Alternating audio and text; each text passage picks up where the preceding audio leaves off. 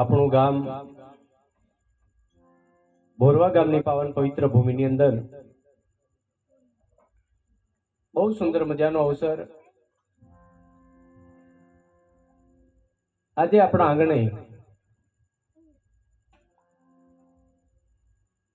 આમ તો સંતોનું કેવું છે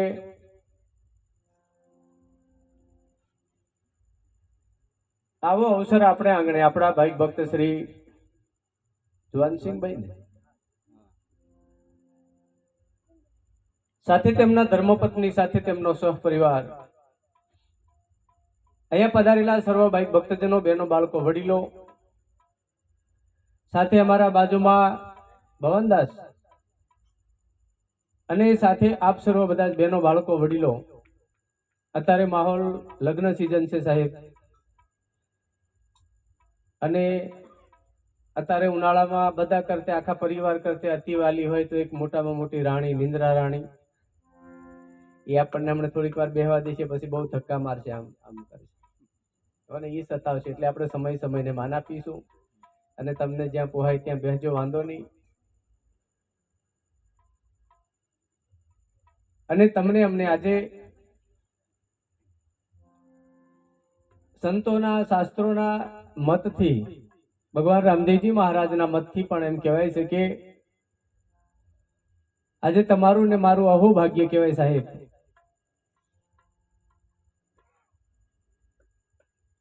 આજે ચાર યુગથી કદાચ પુરાતો એક પાઠ આજે ભાઈનો કેટલો બધો પ્રેમ ને કેટલો બધો ભાવ હશે ત્યારે એમના આંગણે આટલી મોટી સભા આટલી મોટી ગતગંગા સાથે અલખ ધણી સાથે કદાચ અહીંયા સંત મહાપુરુષોની પધરામણી આપ સર્વની બધાની થઈ છે સાહેબ. અને હું અહીંયા આવ્યો છું ને કઈ તમને શીખવાડવા માટે નહીં આવ્યો, તમે બધા સમજો છો પણ છતાં આપણે જે મહિમા લઈને બેઠા છીએ તો બે ઘડી ભગવાનના ગુણગાન ગાઈશું, બે ઘડી આપણે કદાચ આવડે તો આપણાથી થાય એટલું. આપણે કોઈ એટલા બધા મોટા મહા ઋષિ મુનિઓ તો નહીં પણ જે આપણને મળ્યું સાહેબ એક ઘડી આદિ મેં પુની યાદ તુલસી સંગત સંત કી કટે કોટી અપરાધ. ભાગવતમાં ભગવાન કૃષ્ણજી અર્જુનને કહે છે કે હે અર્જુન,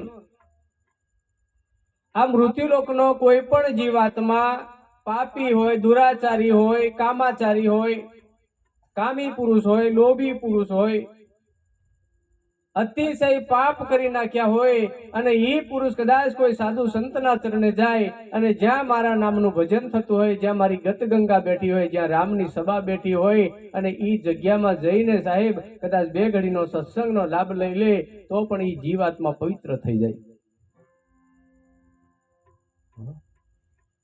પણ ક્યારે આપણું મન આપણને અહીંયા બેસવા દે ત્યારે. ઢોર હોય તો બાંધે, માણસને કઈ બાંધવું ભાઈ? બેહોને થોડીક વાર બેહોને બાપજી બહુ સીટ થયા છે એમ તમે કહી દો, કાલા વાલા કરી દો, પણ ના મારે તો દેવું પડે. સવારે બીજે કઈ બધું હોય ને સવારનું પાછું કોઈ નોકરી કોઈ ધંધો ને એટલે એ પાછું તઈ વાળું સતાવે કે મારે તો સવારે આમ નોકરી જવાનું, આ તો બધું નવરાનું કામ એમ પાછા કેવું બધા ઘણા. અને નવરા નહીં થાવ ત્યાં થાય એવું નહીં બને. ભગવાન કહે છે ને અર્જુન, જ્યાં સુધી તારું મન ફ્રી નહીં થાય ત્યાં સુધી તું ક્યારે પણ પરમાત્માનું ભજન નથી કરી શકતો. સાહેબ અહીંયા તમે બેઠા છો છતાં પણ તમારું મન જો ઘરે આટા મારતો હોય તોય તમે ભજનમાં હોય એવું નક્કી થતું. કેમ કે તન અહીં છે પણ પોટલું એટલું જ અહીં છે, પેલું તઈ આટા મારતું ફરે આખા ગામ ને ભોરવા. બાઈઓ કદાચ તિજોરી ચાવી કઈ મૂકીએ છે એની ચિંતા બે તો તિજોરી નું હસવાય પણ આ સત્સંગ નહીં હસવાય. અમારે પછી મહારાજ હું કીધું એ ખ્યાલ આવશે. કેમ કે આપણું મન હતું ઘરે, ઈ હાસવતું હતું, ઢોર હાસવતું હતું ને તિજોરી ચાવી ને પાછું ઈ બધું હાસવે ને ત્યાં અહીંનું રખડી જાય. એટલે સંતો કે ધન મિલે વૈભવ મિલે, મિલે સવદ ભવન કા રાજ. ભાગ્યમાં હોય તો કોઈ આવા સાધુ સંત કે અલખના દર્શન મળે સાહેબ, પોતાના આત્માના કલ્યાણ કે કાજ. અને આપણે અહીંયા આવ્યા છીએ, તમે અહીંયા બેઠા છો, એ ધનભાગ છે તમારા ગામની, તમારા જ મંડપની ને તમારા પરિવારની તમારે જ ઇજ્જત રાખવાની છે. હું તો કદાચ અહીંયા આવ્યો છું, બે ઘડી તમે બે હોતા હોય અમને પહોંચે તો અમે હાકીશું અને તમને એમ આગા પાછા થવા માટે તો અમે પછી અને પછી અમે કહી દઈશું હવે ભગવાનને કે આપણે કેવું કરીશું એમ. હં? બધા ભગવાન ઉઠીને ચાલવા માટે મંડપ છોડીને, તો પછી આ એકલા ભગવાન અહીં બેહી નહીં હું કર્યું?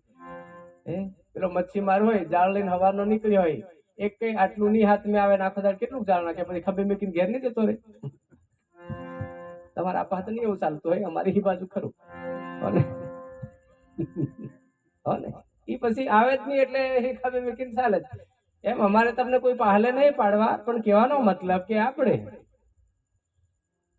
બે ઘડી બેસીને આપણો મૂળ બાતું શું છે સાહેબ? હું ઘણી વખત કહું છું કે સંત મીરાબાઈએ રાણા સાથે લગ્ન કર્યા. લગ્ન કર્યા પછી રાણાજીએ એટલું જ કીધું કે હે મીરા, મારા મહેલમાં જો તને નહીં અનુકૂળ આવતું હોય તો તને તારા મનને ગમે એવો મહેલ બીજો બનાવી દઉં. તું તને અનુકૂળ હોય તો તને ઢોળિયો સોનાનો બનાવી દઉં, તને અનુકૂળ હોય તો તને બે દાસીઓ મૂકી દઉં તારી સેવા કરવા માટે, પણ જેથી કરીને આ જે તું ભગવાનનું આ જે નામ સુમરન ને આ દીવો ને આ માળા લઈને બેસે છે ને એટલું બંધ કરી દે. ત્યારે મીરાએ કીધું કે રાણા, તારો મેલ, તારું રાજ, તારું પાટ મને જોતું નથી, પણ મને તો મારો શ્યામ વાલો છે, મને મારો રામ વાલો છે. કારણ કે તારી નગરી, તારો મહેલ, તારી કાયા એ ને મારી કાયા એક દાડે સમય આવે ત્યારે છૂટી જશે, પણ મારા રામનું, મારા શ્યામનું ભજન કરેલું હોય તો જે દાડે મારી કાયા પણ સાથ નહીં આપે તે દાડ મને મારા રામનું ભજન, મારું સત્કર્મ સાથ આપશે. એટલે સંત કબીર સાહેબ ને બોલવું પડ્યું હોય કે સંસાર में सब निर्धनिया धनवंता दिखा नहीं कोई, धनवंता उस नर को जानिए जिसके पास राम नाम હોય, ભજન હોય. આપણું શરીર તમે જુઓ ને, આપણે કેવા નાના હતા આટલા, હે ને? આપણી માતાએ આપણને ખોળામાં રમાડતી, પછી થોડા મોટા થયા એટલે ખોયામાં નાખ્યા, પછી થોડા મોટા થયા એટલે ખાટલામાં નાખ્યા, એના પછી થોડા મોટા થયા એટલે નિહાળમાં, એમાં એની રાગાયો હતો, કામ ધંધે ચાલુ થયા. એમ કરતા કરતા આપણા વર્ષો વીતી ગયા અને જુવાન થયા, અને જુવાન થયા પછી ધીરે ધીરે આ ગાલિયા બધા કુસળાવા માંડ્યા.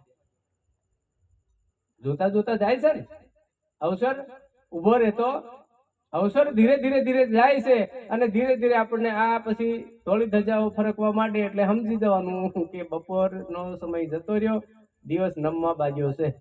અને દાંત હલે અને કાનપુર મેં હડતાલ પર ને એવું, એટલે સમજી જવાનું 12 વાગ્યાની ઉપર સમય જતો રહ્યો. અને અમારા સંતો કે છે પાઠ બહુ બહુ છે ને 12 વાગ્યા સુધી પ્રકાશ કરી દેવાનો, એને પછી નહીં, બહુ પછી મજા નહીં આવતી. પછી ગુરુ કશું બીજું કે પેલા બીજું કશું સમજે, એને કરતા હવે સમજી લેવું નહીં સારું. એટલે કે છે કે આપણે આંગણે આજે અવરૂડો મજાનો પાઠ, આ પાઠનો મહિમા સંતોએ 4 યુગથી ગાતા આવ્યા છે. સતયુગમાં પ્રહલાદ રાજા જયારે પાઠનું મંડાણ કર્યું ત્યારે સંતોને કેવું છે કે 5 કરોડ લઈને તર્યા. ત્રેતા યુગમાં હરિચંદ્ર રાજા 7 કરોડ લઈ તર્યા. દ્વાપર યુગમાં સંતોનું કેવું છે કે ધર્મ રાજા 9 કરોડ લઈને તર્યા, અને કળિયુગમાં બલિ રાજા 12 કરોડ, એટલે સંતો 33 કરોડ એમ કે. આપા તમે બોલતા છે બધા ભજન બોલો ત્યારે 33 કરોડ દેવની જય, તે અહીં બધા પૂરા થાય. 5, 7, 9 અને 12. અને આ કળિયુગમાં રામદેવજી મહારાજના નામે આ પાઠની સ્થાપના થઈ. બાકી પાઠની શરૂઆત ભગવાન ભોળાનાથ ને પાર્વતીજીએ શિવના નામનો પાઠ કર્યો તો સંતોનું કેવું છે કે હિમાલયની ગોદમાં આ પાઠ છે ને શિવ પાઠ છે. એટલે સંતોનું કેવું છે કે નિજાર પંથક, જેને આપણે કહેવાય કે નિજાર, નિજિયા ધર્મ, પાપ તારો પ્રકાશ જાડેજા, ધર્મ તારો સંભાળ. આપણે જગતના બધા ધર્મને જાણીએ છીએ, પણ આપણો ધર્મ આપણે સમજી શકતા નથી. ભાઈ આપણો શું ધર્મ છે? આંખનો જોવાનો ધર્મ છે, કાનનો સાંભળવાનો ધર્મ છે, પગનો ચાલવાનો ધર્મ છે, હાથનો એક બીજું કામ કરવાનો ધર્મ છે.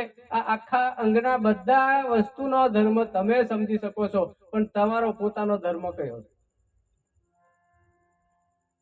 કુંભારને માટલું ઘડવાનો ધર્મ છે, આપણે જાણીએ છીએ.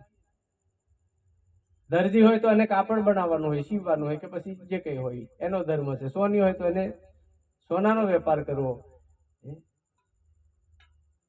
પણ આપણો પોતાનો ધર્મ શું છે? આપણે જીવનમાં છે ને, તમે અહીંથી કદાચ તમારે કઈ બારિયા નજીક પડે ને કનકભાઈ, બારિયાની બજારમાં ગયા હોય ને તમે પાછા બાઇક લઈને નીકળો ને આવવા માટે, ત્યારે તમને એમ નહીં થતું કે શું ભૂલી ગયા એમ?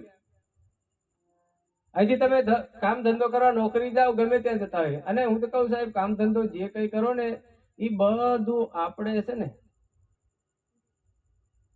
આપણી ફરજ સમજી અને સેવા સમજી ને મસ્તીથી કરવાનો, મસ્ત મજાથી ધંધો કરો. અને ઉસી નોકરી છે મારે નીચી નોકરી છે, નાની છે, એવું કશું સમસ્યો નહીં. જે મળ્યું એમાં ખુશ થઈને મસ્તીથી મહેનત કરો.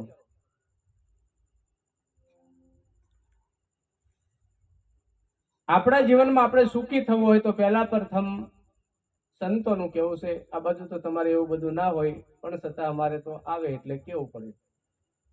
ઘણી જગ્યાએ આપણે પહેલી આપણા જીવનની બરબાદી હોય તો સાહેબ એક વ્યસન. આ બાજુ તો એવું કઈ હોય નહીં, પણ છતાં આવ્યું એટલે કહી દીધું ને અમારે તો કેવું પડે ને. કહીએ નહીં તો પછી અમે મહારાજ હાના એવું થાય ને પાછું. એટલે ગુરુ મહારાજ ખરા પણ કશું કીધું નહીં એમ, એટલે અમારે કેવું પડે. અને મેં ઘણી વખત કેમ આપણે કોઈ એની જોડે હગવું નહીં, તોય છતાં ઘણા લોકો સંબંધો વધારે પૂરતા એની જોડે રાખે. અને મિત્ર ગમે એટલો સારો હશે સાહેબ, પણ ક્યાં સુધી કામ લાગશે તમને? આપણે બધા ઘણા કહીએ કે અમારો તો મિત્ર એવો છે ને, ગમે ત્યારે જરૂર પડે ને તો આવીને ઉભો રહી જાય, પણ એક દાડે તો નહીં જ આવે. જે દાડે તમારો ને મારો અંતનો સમય આવશે, જ્યારે સંતોનું કેવું છે કે ભીષ્મ પિતા બાણની સયા પર જ્યારે શયન કરતા અને ભગવાન કૃષ્ણ આ બાજુ આવીને ઉભા રહ્યા, ત્યારે એટલું જ પૂછ્યું કે ભીષ્મ, આટલા બધા બાણના ઘા પડ્યા છે તમારા શરીરમાં, જેમ સાયણીમાં જે ઘારા હોય ને એ રીતે ઘારા પડી ગયા, છતાં તમે તમારા પ્રાણનો ત્યાગ કેમ નથી કરતા? ત્યારે એટલું જ કીધું કે બસ મારી છેલ્લી અંતિમ ઈચ્છા એક જ છે કે તમારી સાથે મારે લગ્ન કરવું છે. અને આપણી ઈચ્છાઓ કોઈને નથી, મારે ભગવાન સાથે લગ્ન કરવા છે અને કરવું હોય કે જો ને આ બધા લગ્ન ખરા ને સાહેબ, એ તો કલ્પિત છે. આજે છે ને કાલે છૂટી જવાના છે. અહીં કોઈ અખંડ લગ્ન છે નહીં. પણ જેમ જીવ જોડે લગ્ન કરી લે, આ બે છૂટા પડ્યા છે, જીવ અને શિવ. શિવ એટલે પરમાત્મા, જીવ એટલે તમારામાં મારામાં બધાને મહી રહ્યો છે એ જીવ. અને એમાંથી ત્રણ મહિમા બને છે, જીવ, આત્મા અને પરમાત્મા.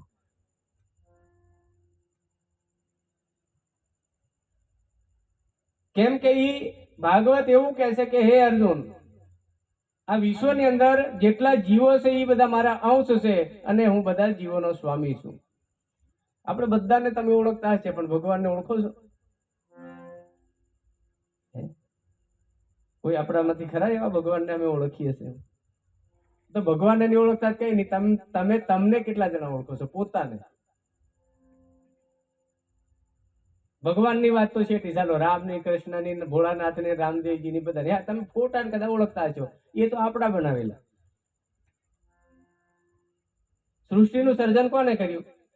ભગવાને ને. તો આપણે ભગવાનને ઘડી શકીએ ખરા? એની બનાવેલી વસ્તુમાંથી આપણે કદાચ મૂર્તિ બનાવી શકીએ. એક શિલ્પી પથ્થરની મૂર્તિ બનાવે, સોનાની મૂર્તિ બનાવે, કાગળનું કદાચ પ્રતીક બનાવે, એ બધું આપણે બનાવી શકીએ, પણ ભગવાનને આપણે ઘડી શકીએ ખરા? અને એનો બનાવેલો જે અંશ છે તમારા પોતાની મય, તમારામાં તમે છો, પણ તમે તમને કેટલા જણા ઓળખો છો? કે તમે તમારું સ્વરૂપ કયા કલરનું છે? લાલ, પીળું, કાળું? અને તમારો કયા પ્રકારનો ઘાટ છે? ચોરસ છે, ગોળ છે, લંબચોરસ છે? તમારું દેહનું નહીં. આમાં બે છે. આમ તો ઘણા છે, 52. અને જે રહેનારો છે 52 ની બારે. એમ સંતોન કેવું છે 5 જ્ઞાનેન્દ્રિય, 5 કર્મેન્દ્રિય, 3 ગુણ,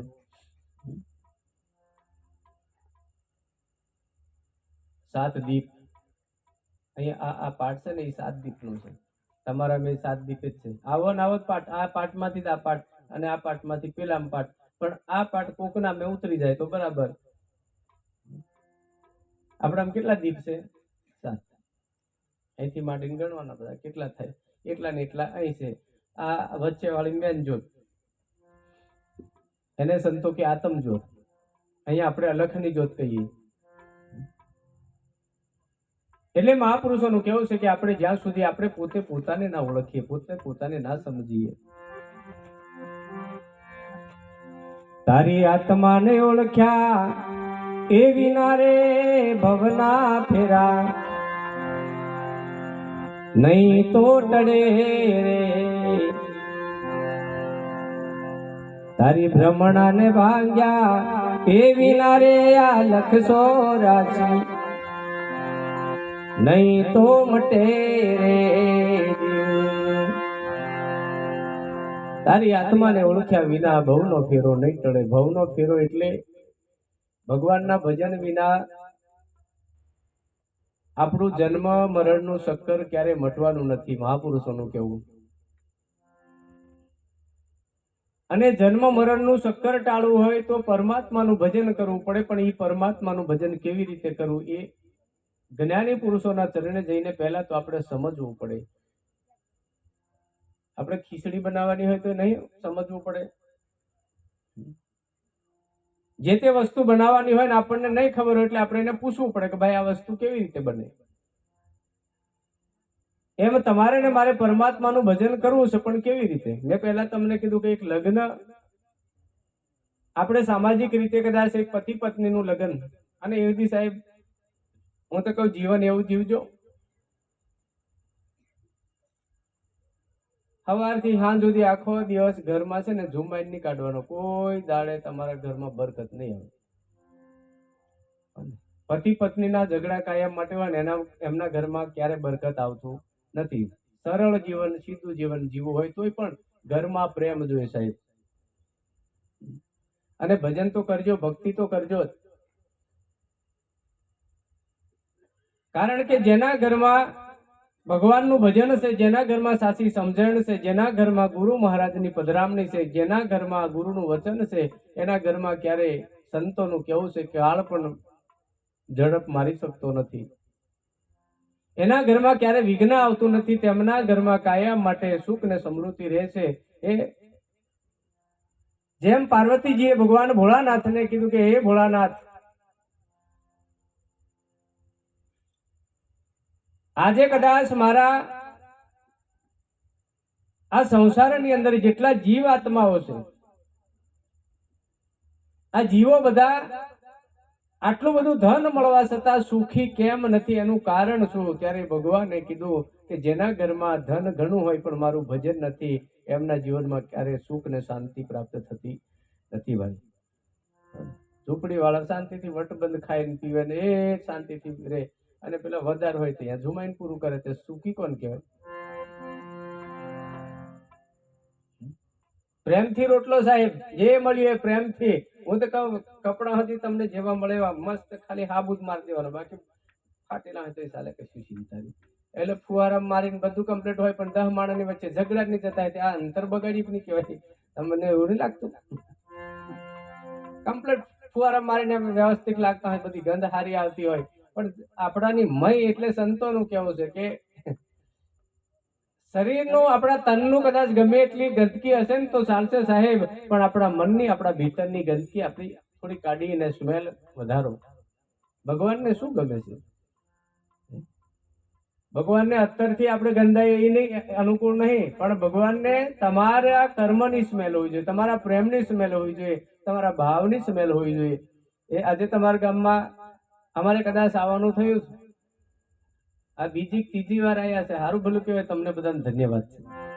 અને અમારા વડીલો પણ કોણ જાણે પૂર્વનું અમારું ક્યારેકનું જમા હશે ને અમારે આવવાનું થતું હશે. અને ગુરુ કરો તો સાહેબ એવા કરજો, गुरु कीजिए तो ऐसा कीजिए जैसे पूनम के चंद, तेज करे पण तपे नहीं, दे दे उनका रंग.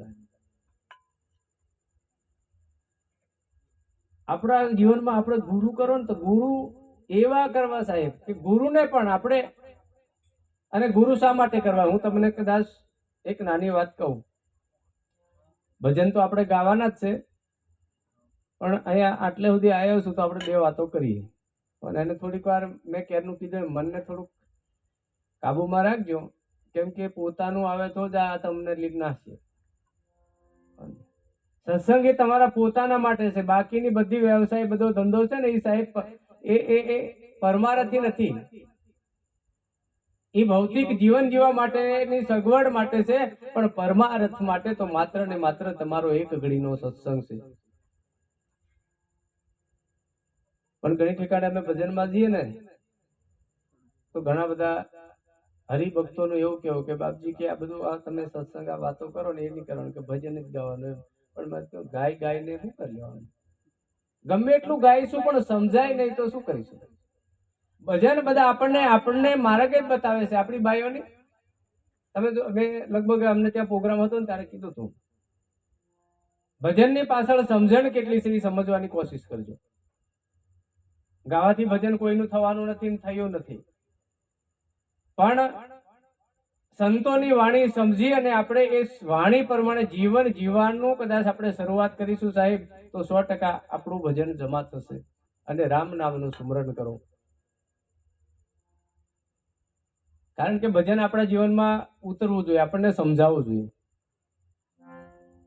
નહીં તો તમે જાણો છો ગાય ભે સારો સરે અને પછી વાગો લે એટલે એનું નીપણમાં કામ આવે. ઘોડા ગધેડાનું લાવીને લીપી દો છો, બીજે દાડા હાવેણું ફેરવો ને તો બધું ભેગું જ જાય. રે નહીં રહેતું, કેમ કે વાગોલ વગરનું છે. એટલે એમ જેને જીવનમાં વાગોલ કર્યો છે, ભજનની પાછળનું મંથન, ભજન શું કહેવા માંગે છે ઈકો ઓછો.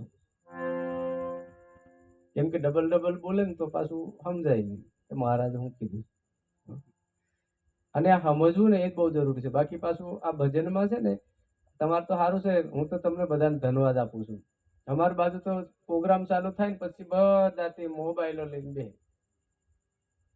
આજ કરવાના હતા તે મેં કહું અહીં આ હું કરવા, તમારે પ્રોગ્રામમાં આવીને આ મોબાઈલ વાળું જ કામ કરવું હતું, આમ કરવું હતું તો પછી ઘેર થઈ જાત ને. અહીં હું લેવો ટાઈમ બગાડવા, નિંદ્રે મરવા આવ્યા. હે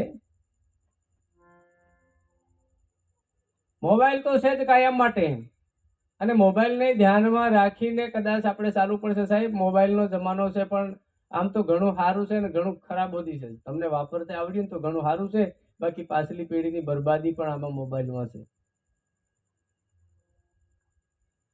અને બીજા નંબરનો એ તો તમને ખબર જ છે બધા, અને કેટલા 4-5 ભેગા કરો તમારા આપા કેટલા ભેગા રહી, 2 આ કૂદવાના તે પેલા મોટામાં એક જ ને. ધન્યવાદ છે, સારું કરી ચાલો, બહુ ધન છે. એની પાછળ પણ બહુ મોટી નુકસાની છે. ભલે આપણને એમ લાગે કે મજા આવે પણ નહીં. અમારી બાજુ તો સાહેબ અમુક ઠેકાણે એક રાત્રે પેલું લગ્ન હોય ને તો બધા હગા જેટલા હોય ને એટલા બધા લઈને આવે. એકમાં બધા કૂદી લે નહીં ચાલે. આપણે કંપની ચાલે છે મુકેશ અંબાણી જેવી, કૂદવા એક ડીજે જોઈએ ને 4-5 અને તે ઓછા પૈસા થોડા 35-40 60-70 વાળા સુધી આવે. કેમ પેલા કેવા કે મને તો બહુ ખબર નહીં, વડોદરા બાજુથી કઈક આવે બાબા ડીજે એમ કે એવું કશું કે એ તમે કીધું પછી તમારે ખાવા નહીં જોતું હોય, જરૂરી છે. પણ માફ રાખો, આપણા કેટલા વર્ષો સુધી આપણે મહેનત મજૂરી કરી હોય અને પછી આપણે પ્રસંગ કરીએ સાહેબ, અને આખી જિંદગી આપણે મહેનત કરીએ છતાં પણ એ ખાડોની બુરાઈ, એટલા ઊંડા ખાડા ના કરવા. સત્સંગ ભજન ભક્તિ તો ખરું જ, પણ આ તમને સમાજની વાત કરું. મહાપુરુષો કહે છે આપણને જેટલું ડગલું ભરાય એટલો જ કૂદકો મારો, ખાડામાં પડી જવાય એટલો ફ્લાંગ ભરવો નહીં. અમારા કાકાની વાત કરું, કનકભાઈ આવેલા આપણે ત્યાં, એટલે આપણા ઘરે જઈએ ને ત્યાં એક કૂવો છે, એટલે અમારા કુટુંબી કાકા થાય, હગા કાકા નહીં પણ કુટુંબી. તો થોડુંક એમ હતું, કૂવામાં પડ્યા ને કૂવામાંથી કાઢ્યા, બનેલો દાખલો કહું. કૂવામાંથી કાઢ્યા ને પછી કીધું કે તને તકલીફ શું હતી, કૂવામાં કેમ કૂદી પડ્યો, શું તકલીફ હતી? કે તકલીફ તો કશું હતી નહીં, પણ મને મારા મનમાં એમ થઈ ગયું, પેલું 2 જણા થયા ને ભેગા એટલે 2 થાય શું થાય, ફોલ્ટ જ થાય.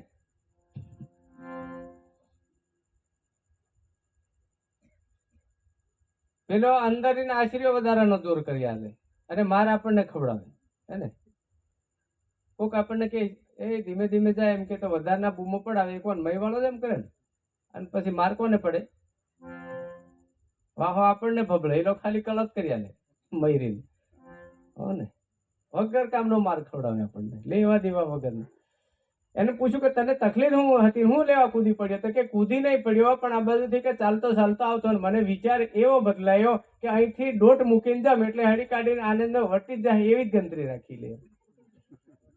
હા, એનું ભાઈ જોર કરતો હશે ને, અરે કૂદી જા એમ.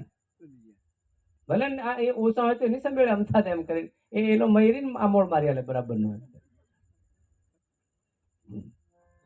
સવારે પછી ખબર પડે, સવાર તો બહુ મીઠા થઈ જાય. અરે એ તો થોડુંક વધારે થઈ ગયું ને એટલે બોલાઈ ગયું, જરીક બોલે બસ બોલે. અને ઘરમાં બે માણસો જુમાયા હોય ને તો પેલી બાઈ હાંજે નહીં બોલે અને હાંજે ભાઈને વારો આલ દે, તારે જેટલું લેવું હોય એટલું લવી લે. પણ સવારે એ લોકો ખાટલામાં હોય ને બાઈ ચાલુ કરે હાવેનો લઈને.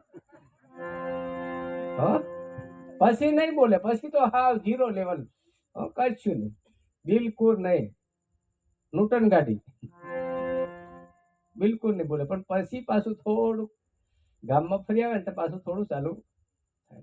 અને એમાં ને એમાં સાહેબ આપણી જિંદગી બરબાદ થઈ જાય. એ ભાઈને એમ થયું કે હું અહીંયાથી અડી કાઢીને દઉં એટલે પેલી બાજુ પડી જાય, નીકળી જઈશ. પણ એ તો પેલો પાડો હી જોર કરે, પણ આપણામાં કેટલી તાકાત છે એની વિચારવાનું. એટલે મહાપુરુષો તમને મને બધાને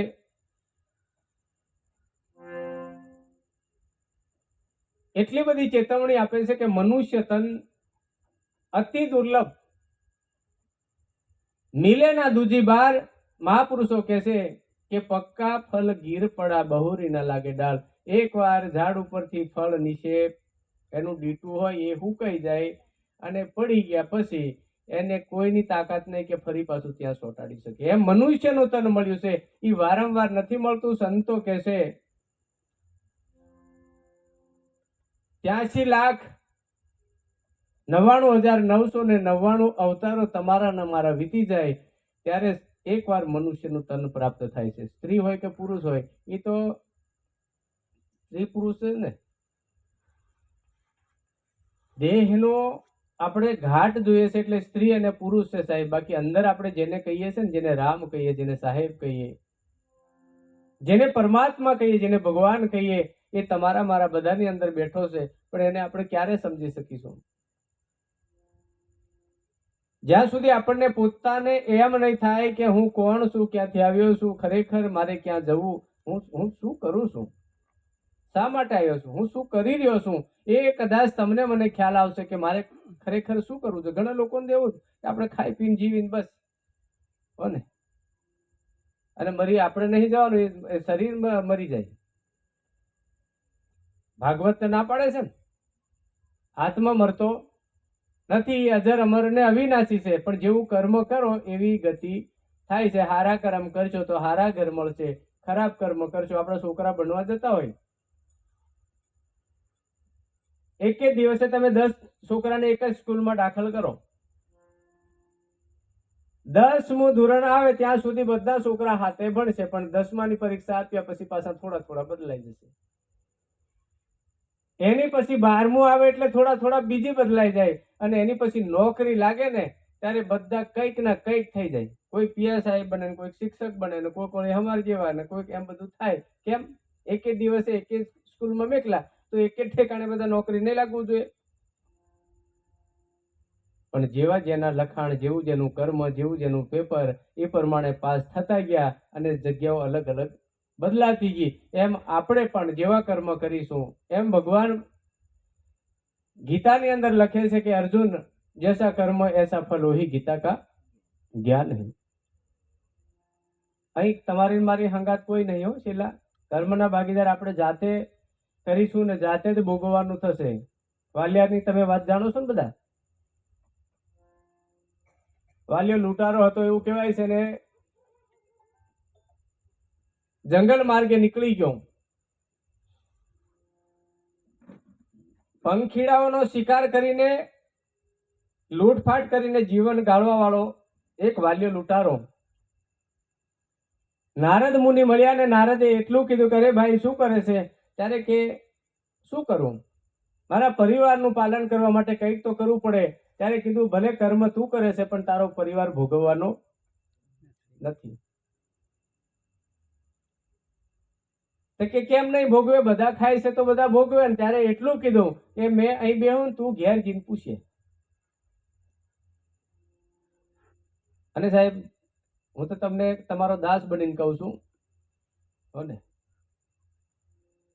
હું તો ઘણી વખત હું મારા જીવનમાં કહું છું કે હું કોઈનો ગુરુ તો નથી પણ તમારો સેવક છું, એવું ફાઇનલ. તમારે આ બાજુ નીંદવા ગોડવામાં પેલા ખેતરોમાં ઘાસ વધારે થઈ ગયો હોય તો નીંદવા બોલાવે કે પેલું ઘાસ નીંદવા કોઈ બોલાવતા નથી ને? એને શું કહેવાય, મજૂરો લીધા એમ કે ઘાસ નીંદવા બોલાવે. અને હારું નીંદે તો એમને બીજી ફેરા પણ બોલાવે. અને આબડ તાતડ કરી ગયા હોય, દરોફરું અડધું તોડ્યું હોય ને અડધું રેવા દીધું હોય, ઢાબોડું રેવા દીધું ને એવું કરીને જાય તો બીજી ફેરા બોલાવે તમે? નહીં બોલાવે. શું કહે કે આ મજૂરો બરાબર કામ કરતો નથી. એમ હમેથી આ નીંદવા આવીને છે એટલે થોડું જેટલું પણ એટલું નીંદીએ તો કદાચ ક્યારેક કોઈ બોલાવે ખરું. પેલા ખેતરનું નીંદે ને અમારે તમારા મય પડેલો કામ, ક્રોધ, લોભ, મોહ, માયા, ઈર્ષા, અભિમાન, અહંકાર, અણદેખાય અને આપણા મય કદાચ પડેલા ખોટા વિચારો હોય એ આપણું જીવન કયા માર્ગે જાય છે. આપણને આવો રૂડો અવસર સારો મળ્યો છે, આપણું જીવન કયા માર્ગે જાય છે એ જીવનને આપણે ખરેખર ધર્મના માર્ગે દોરીએ. આવો અવસર આપણને ફરી પ્રાપ્ત નહીં થાય. એટલે જેવા જેવા કર્મ કરીશું એવા એવા આપણને ફળ મળશે.